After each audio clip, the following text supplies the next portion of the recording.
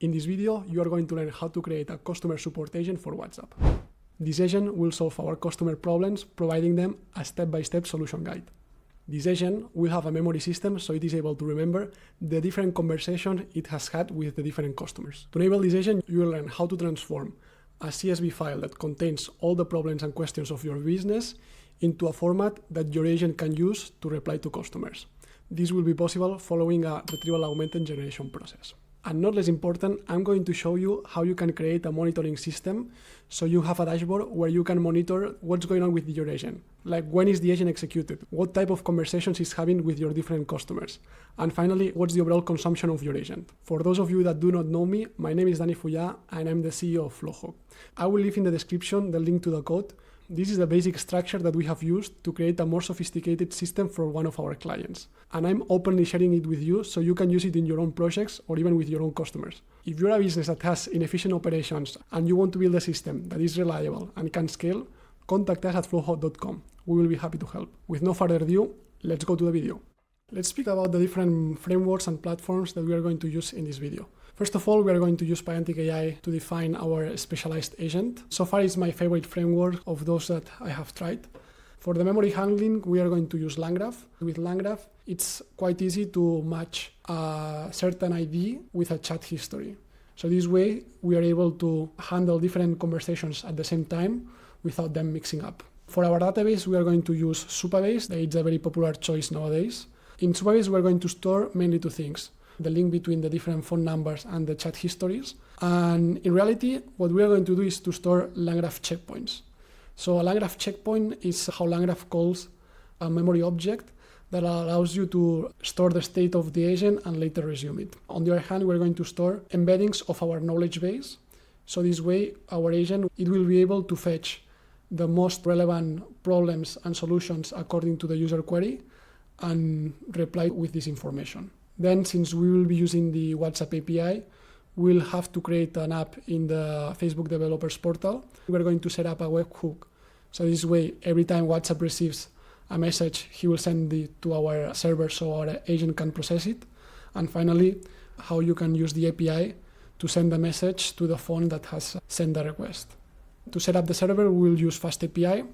It's a Python framework that, as the name suggests, it makes it quite fast to spin up a server without not much complexity. Finally, something very important that we are going to see in this video, it's Logfire. It's a tool that is going to allow us to create some monitoring system.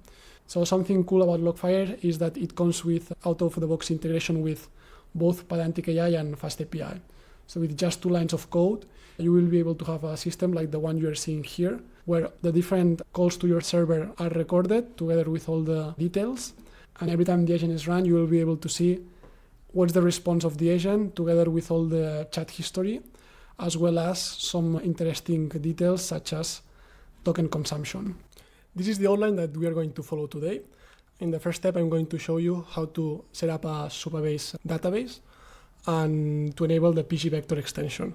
The pgvector extension is going to allow you to convert the Postgres SQL database that normally doesn't accept embeddings into a vector database where we will be able to store our embeddings.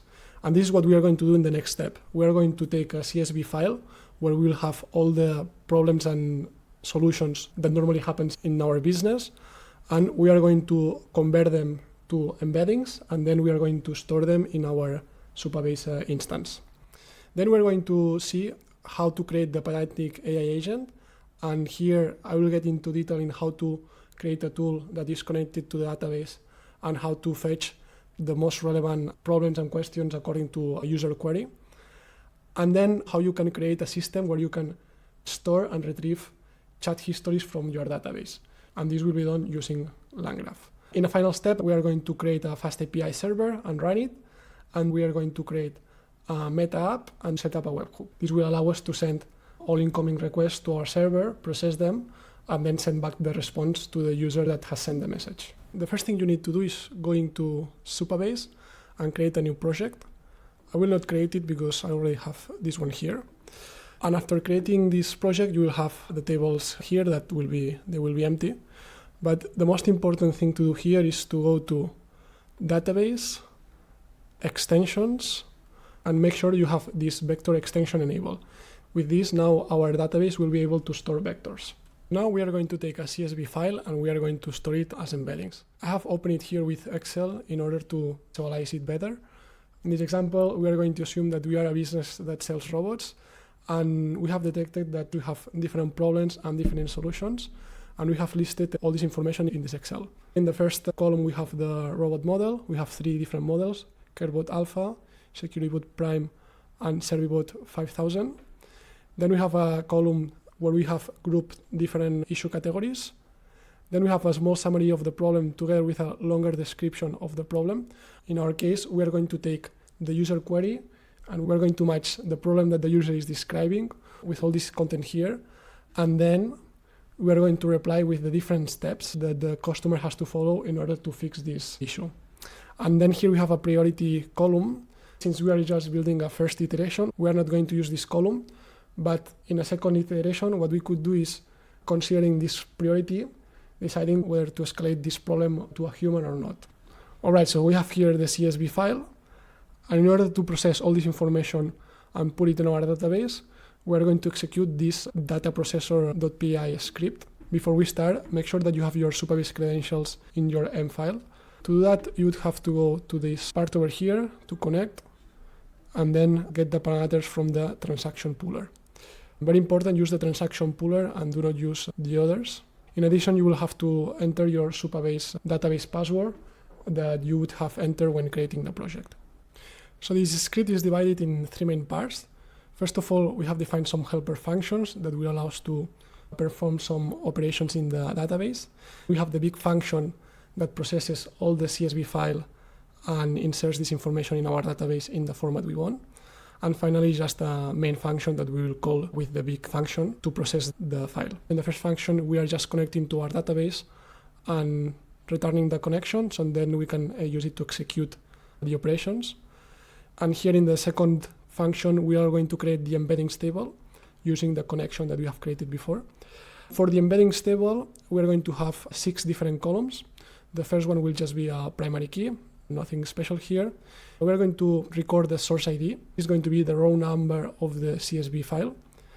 The chunk index, as you'll see in the next function, when you are doing Ngrok, if you want to create embeddings for very large text, it's optimal that you create a subtext that are normally called chunks, because otherwise if you try to embed a very huge text, when you do the retrieval and augmented generation process, it's not going to work very well. We are going to store the text content, that here we are going to create some text taking the most important information from the CSV file for each row. So we are going to store in this text the category issue, the incident summary, description, priority, and all the steps. You'll later see how we create this string. Then a metadata. Let me go to the last one and then we discuss about the metadata. The embeddings, it's a representation of this text content as a vector. Here our dimension is going to be 1536, and we are going to take this default number because it's the one provided by OpenAI.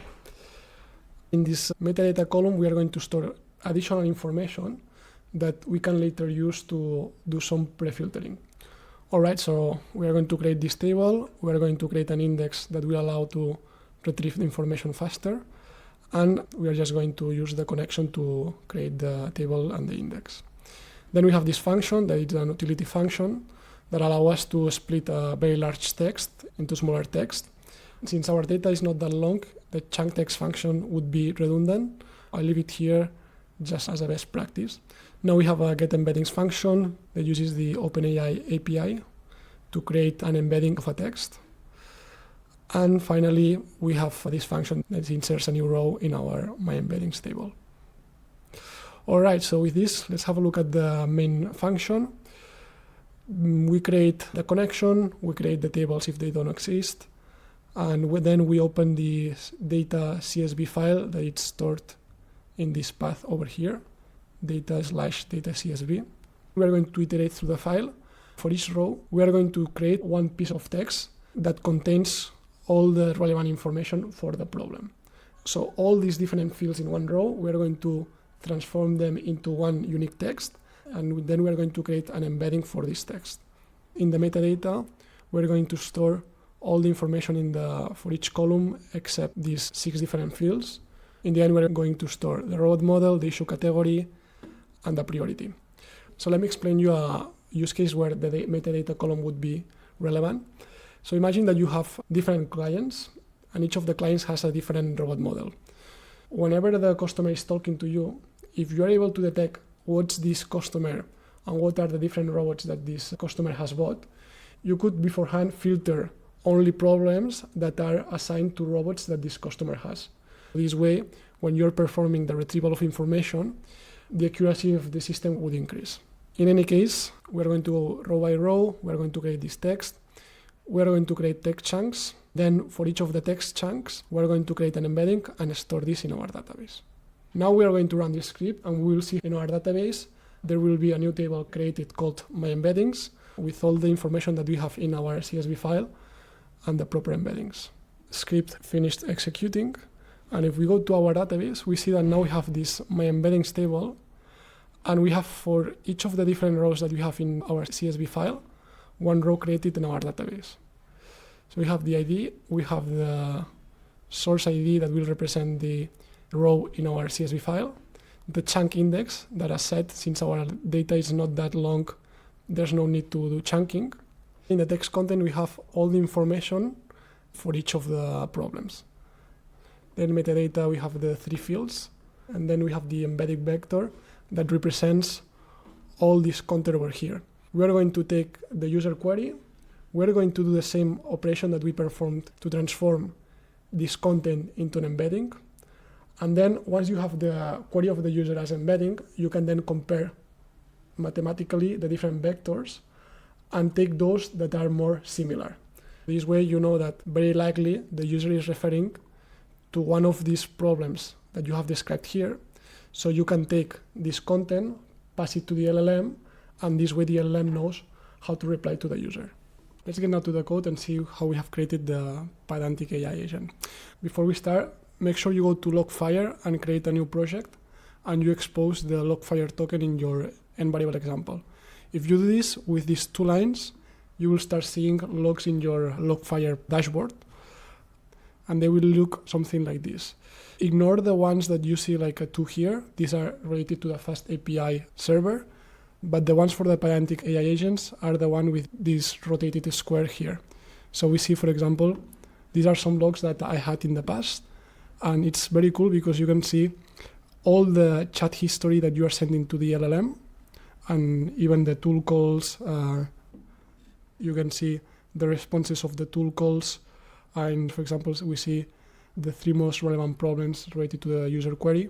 Also, you can see the token consumption. So we are going to define the PydanticAI agent following the PydanticAI structure. It's very straightforward. We create an OpenAI model, GPT-4 or Mini. We assign a system prompt. Here we're explaining that if the user has a problem, to first consult the Get Common Problems and Solutions tool. It's the one that I'm going to show you here. We're also giving the agent some instructions about how to format responses in WhatsApp. With this, we can define the agent, we assign the model we defined, the system prompt, and as model settings, we are going to set a temperature of 0. We want the model to be as deterministic as possible. We use the max tokens parameter as safety measure. So imagine that a malicious user wants to force our model to output a very long text. With this, we make sure that the agent will only reply with a maximum of 500 tokens that are more than enough for each of the messages. All right, so now we have the agent, and now we have to define the tool that will allow the agent to perform the RAG. We have assigned the tool Get Common Problems and Solutions. In this tool, we are going to create an instance of our database. We are going to take the user query and we are going to convert it to an embedding vector. And with this, we are going to search in the database embeddings that are very similar to the message of the user as embedding. We're going to retrieve the 3 most relevant problems and solutions, and we are going to create one unique string that contains all these 3 solutions, and this way the agent will be able to reply to the user with this information. In this function, we are using this class Supabase vector DB. So if we go to pgvector, whenever we create an instance of this class, we are already connecting to our database. And then here we have the function that performs the similarity search. Here you can see the technical details, but as said, we are just selecting from our database, more specifically the table my embeddings, those rows that are more similar to the embedding string that we are passing, and we just take the 3 rows that are more relevant. To store and retrieve the different chat histories, we are going to use the graphbuilder.py file and the main.py file. In the graphbuilder file, we'll be building the graph in LangGraph, and then in the main.py file, we'll invoke this graph. I already explained how LangGraph works and how to build a graph in my previous video, so I will try to keep this part short. But basically, I want you to understand the difference of what's LangGraph related and what's Pydantic related in this file. Because here we have a lot of abstractions that if you don't understand these frameworks, it's easy to get lost. Let's start by having a look at what's LangGraph related in this file. We have a state that we define it as normal. We have a node that does some stuff. Here in our case, we are running PydanticAI. We update the state using the result of PydanticAI. And finally, we build a graph by adding nodes and connecting the edges. Till here, nothing special. We are following the standard LangGraph pattern. If we have a look at what's doing the main assistant node, it is taking a number of history messages and passing them to the PydanticAI assistant. We are doing this because we don't want to send all the chat history to the PydanticAI agent. Otherwise, anytime you send a new message, your agent will consume more and more tokens and there will be no limit. In this case, we are just taking the last 7 messages. Here you have to be a bit careful. This will depend heavily on your use case. If you are having longer conversations that need more than 7 iterations to understand what's the customer issue and how to solve it, maybe you will need to increase this parameter. Now let's have a look at what's PydanticAI related. First of all, we have this message key in the chatbot state that it's a bit different than normal because we are storing bytes. The reason we are doing this is that when you are running a PydanticAI agent, the results can have mainly 2 types. The first type is a model message that we are importing here. While you are working within your app, you want to work with model messages. When you want to store these messages in your database, you cannot store them using the model message type. That's why you need to convert them to a format that it's more appropriate for storing purposes. And this is what we are going to do here. The second type of format that you can get when running a PydanticAI agent is a list of bytes. And you can get this using the new messages JSON of the result object. So here in this case, whenever we run this node, we are going to take the result of the PydanticAI agent. We are going to get only the new messages in format of list of bytes, and we are going to update the messages state. Here we have something very particular for LangGraph. And when you are defining your state, if you just define the key with the type, like we are doing in latest user message, whenever you update the state in one of the nodes, it will completely overwrite this key in the state. In this case, for the latest user message, it's fine. But for messages, we want to keep adding new messages to the state instead of just keeping the latest ones. In LangGraph, you define how you should update the states of this key by using the annotated type. If you were not using LangGraph, the annotated type just adds extra information to this type. So here we are just declaring a list of bytes, and we are adding a function that is just taking 2 parameters and adding them. Nevertheless, in LangGraph, it takes this information, and when you update the state, it performs this operation. So it should always add the new list to the previous list. So now we have a way to store the chat history. And the last particular thing that I want to point out here, and it's related to PydanticAI, it's the way you work with this message key. Because here we are having bytes, but in order to use these messages as the message history, the last thing I want to cover in this file is how to convert these bytes to a format that can be used by the PydanticAI agent.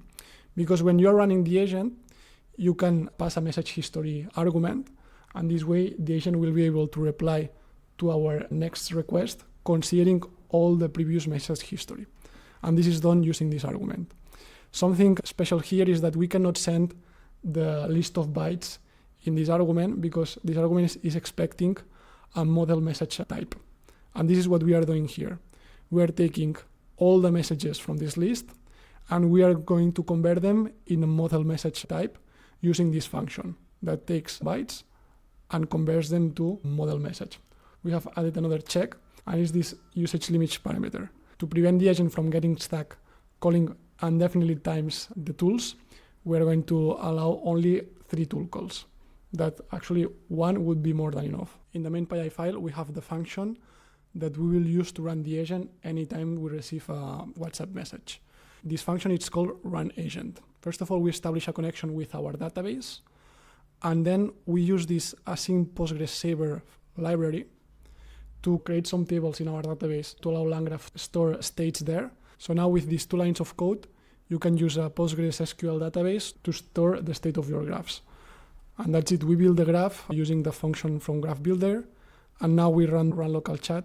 This function is taking the WhatsApp number, it's creating a config object and assigning as thread ID the phone number. And with this, anytime we invoke our graph, we're going to pass the config object, and this is how LangGraph knows what state it should retrieve from the database in order to execute the graph. So 2 different phone numbers have different states with different message histories.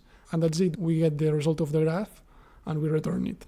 As I explained in my previous video, we are going to use the stream mode custom, because this way we can define here an object writer to return the output of our agent that is going to be a text. At the end of the file, we have this function that I have created for testing purposes. So if we run it, actually I was already running it, but let's start it again. We're going to create a loop where we can speak with our agent by running this function. So here I have defined a random number like 1222, and now we can speak to our agent. Hi, let's say. In the middle we'll have some logs, but this is fine. Just have a look at the agent response. As you see, it's able to reply, and we can tell him things like, my name is John. And if we stop this process and we run it again, the agent should be able to retrieve my name. That's it, John. Okay, great. So we see that it's working. If we would change this number here, now the agent would create a new conversation and wouldn't be able to access this one. But still, all these conversations are stored in our database. And actually, if we go to our database, we see that now we have 4 new tables. These tables have been created when executing this function await memory setup. You have to call this function at least the first time you set up your database. You can have a look at the tables. They contain several stuff, but all of them related to checkpoints. Now that the agent is working fine in our local machine, let's spin up the server so we can create a connection between the WhatsApp servers and our app. So this is done in the API folder, and the main file is the app.py file where we are creating a server using FastAPI. We include some endpoints that will be defined in the roots WhatsApp PI file, and we just run it. We set up Logfire that has this predefined function to automatically get login for our FastAPI server. And if we go to the WhatsApp PI file, we'll see the 2 endpoints that we are going to expose in our server. The first one will be under the path /webhook, and it will accept a post request. And the second one will be again under the path /webhook, but it will accept a GET request. Before being able to receive WhatsApp messages in our server, we have to establish a connection with the app that we will be creating in the Meta Developers platform. This is done using this verify webhook function. We are going to provide a verified token in our Meta app, and then this Meta app is going to trigger a request to this webhook, and if the tokens match, we're going to allow the subscription of the webhook to our server. In the post API endpoint is where we are going to receive the messages from WhatsApp. And you have to make sure that whenever you receive a message in your webhook, you immediately return a 200 response, because otherwise you will get into a weird behavior where WhatsApp will think that you have not received the message, and from time to time you will receive duplicated messages. If you return immediately this 200 OK, you will avoid this error. So we receive a request, we add a task in the background, and we immediately return a 200. So this task that we are adding in the background, it's this function that it's processing a WhatsApp message. And we are just parsing the request, we're extracting some values. The 2 most important parameters are the from number and the user text. Here we do a sanity check that if we receive a message that is longer than 2000 characters, we immediately return a response saying to please send a shorter message. We are doing this to prevent someone from overloading our app by sending very long messages. If we pass this check, now we run the agent sending the user text and the from number. That is the function that we saw before. Once we get the response, we'll use this function, send WhatsApp message, that is using the WhatsApp API endpoint to send back a message to the user that has talked to the agent. If you go to a README file, you will find the two commands to run the server and then to expose it to the public. The first command is the ubicorn command.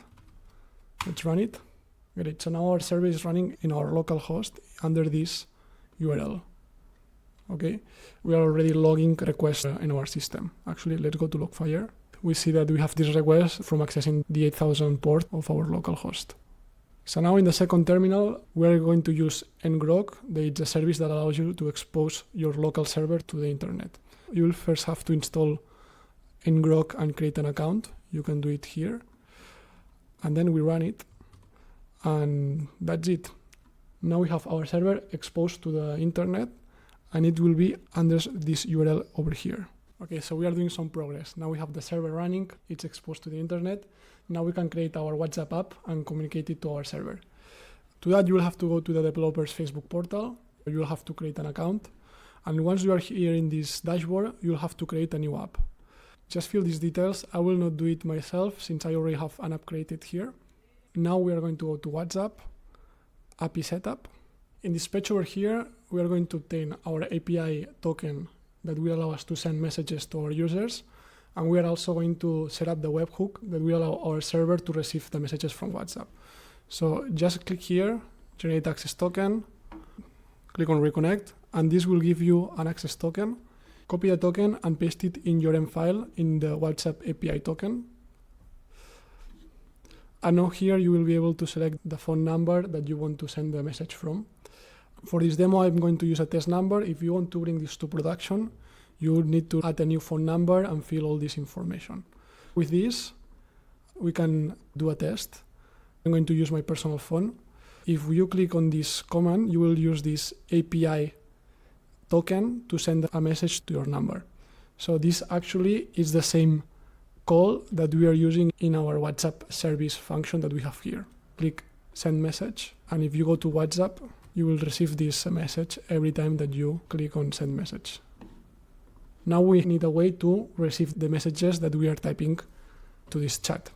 This is what we are going to do in this step 3, that is about configuring the webhook.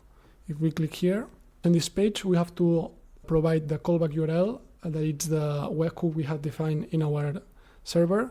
For the verified token, it's a secret that you provide to WhatsApp, and you have to set it in your M file here, the WhatsApp verified token. For the callback URL, go to your terminal and take this URL that routes public request to our server. And remember that our webhook, it's under this URL, under this root. And now as verified token, I'm going to paste my verified token here. And now we can click verify and save. And we see that something went wrong. Maybe let's see what's happening. Actually, the root is not under webhook itself, it's under WhatsApp/webhook. Because remember that in our server, we put this prefix WhatsApp. If you click on verify save, you should now see all these fields. The one that you want to enable, it's the messages. The only thing that we want to be notified about is when a user sends a new message. We can now proceed and talk to our bot. If we go to the common problems and solutions, let's take 2 of them. For example, let's take emergency stop button and display screen flickering. And now we are going to tell the bot we are having these 2 issues. And as you'll see, the bot will keep providing us steps until it reaches the end. And at that point, it will decide to escalate this to a human. So in this video, we have not implemented escalation, but you could imagine how it can be done. You just define another tool and you tell the agent that at some point it has to escalate. Maybe I create another video where I implement this escalation also human in the loop. Let me know in the comments if you would be interested, and if so, I will create it. All right, so now let's test the agent. We are going to simulate that we have these 2 problems. First of all, the emergency button is not working, and then we have some kind of screen flickering issue. So let's start saying hi. Let's wait for the agent. All right, I have a problem with the emergency button. It's not working. Let's wait. Okay, and here we see that it has provided 1 step. identify the route ID and the location where the test was conducted, blah, blah, blah. So what's happening here? If we go to the Pydantic dashboard, we have both FastAPI logs and PydanticAI logs. If we have a look at the PydanticAI ones, here we can see the chat history. So for example, this was the first message. This is the prompt. And we said hi, and he replied, hello, how can I assist you today? Then the second message was this one, where we said, I have a problem with the emergency button. And as you see, the assistant is calling the tool, get common problems and solutions. And it's passing the query, emergency button not working. And if we go to the last completion log, we can see that now the tool has provided all this information. Remember that in the tool, we fetch the 3 most relevant problems, and here it has found emergency stop button, safety bumper activation too sensitive, and fails to return to base on low battery. So it's clear that the most relevant problem is this one. So now with this information, the agent has decided to reply, and it's going to provide us the step-by-step solution for this problem, emergency stop button not working. All this information, it's one row in our database. It's a combination of all the fields that we have in the CSV file, right? So the step 1, step 2, step 3 of this problem are the ones that we have here. We can proceed. We can say that it was pressed and did not work, all right? It's going to step 2, verify stop circuit, all, no issue here, let's say. All right, step 3, please check the logs. Logs are good, nothing special.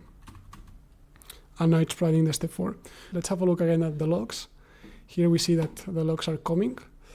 If we have a look at the different logs, we see that here we have this embedding creation, that this is a call that our tool does to create embeddings for the user query. So remember that whenever we call the tool, we take the user query, we create some embeddings, and then we fetch from our database those embeddings that are more similar. Why this is only done once? It's because if we have a look at the chat history, we still have in the history this information that the tool returned. Remember that we are actually only storing the 7 last executions of the agent in the message history, which means that at some point, if you keep talking with the agent, this message will not be in the last 7 messages in our state. So the agent will not have this information in memory, and it will have to call the tool again. But that's it. Let's proceed. And now let's say that we tested and nothing rare, problem persists. All right, and now since we have covered all the steps, the agent has decided to escalate this issue. Remember that we have not defined a way to escalate the issue. So the agent is just telling the user that it will escalate it, but in the end, it's not able to do so. But anyways, let's try to do the second issue that was related to screen flickering. All right. Okay, and here we go again. Let's go to our logs. And now in the last log, we see that the agent has decided to call the tool screen flickering. The tool has created some embeddings for the query, and it has returned all this information. Display screen flickering, touch screen becomes unresponsive, and wheels slip on painted floor markings. All right, so with this, let's proceed and do the same flow. Not working. Check the screen, nothing unusual. Okay, step 3. No issues in the log. And finally, last step, not working. All right, it will escalate the problem. In this case, it's interesting because now instead of escalating directly, it's asking the user to contact support and that it can help to escalate the process. But again, the agent has no idea how to perform this process. Here we could have 2 options. Either in the prompt, we define how the escalation process works, or on the other hand, we define a tool that we can call to escalate the process. Maybe we can use MCP tools to send messages to a human in Slack, or we can create a voice assistant that calls one of our technicians if the issue is quite critical. This was a long video, but I hope that you can extract some value out of it. If you did, please leave a like and subscribe. Also, leave in the comments what's the next video that you would like to see in my channel. It can be anything, like MCP, a second iteration of this chatbot that contains escalation and human in the loop. I'm open to everything, so I will be reading the comments, and according to your feedback, I will create my next video. See you in the next one.